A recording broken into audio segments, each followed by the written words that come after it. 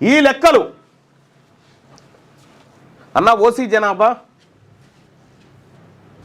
8% ఉంటే నువ్వు 15 అంటావు ఏంటి అన్న? రాంగ్ చెప్తున్నావు.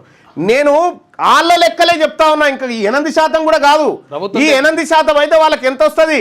8, 5, 45 45 వస్తాయి వాళ్ళకి. అంతే 50 లోపే ఉద్యోగాలు రావాలి వాళ్ళకు. కానీ వాళ్ళ లెక్కలే, వాళ్ళ దొంగ లెక్కలే చెప్తా ఉన్నా. అది 15%గా మీరు భావించొద్దు, 8% లెక్కలు వేసుకొని చేసుకోరు. కరెక్టే. నువ్వు చెప్పేది 100% డాన్సర్ అంజీ, నువ్వు చెప్పింది 100% కరెక్ట్. నేను మొదటి నుంచి చెప్తుంది అదే. మన లెక్క ప్రకారం వాళ్ళు 7.8% ఉంటారు.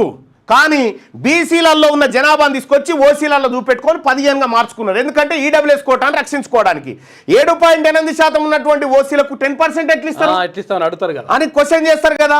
అది ఎవడు క్వశ్చన్ చేయకుండా జానారెడ్డి అనేటువంటి దుర్మార్గుడు, నరరూప బీసీల రాక్షసుడు, బీసీల పట్ల రాక్షసుడు అయినటువంటి జానారెడ్డి ఆడినటువంటి డ్రామా ఇదంతా.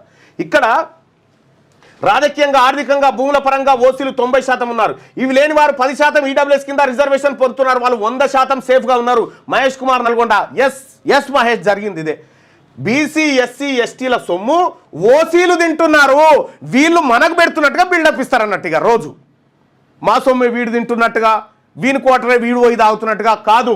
మన సొమ్ము పందికొక్కుల్లా మెక్కుతున్నది ఎవరో మనకు అర్థమైపోయింది.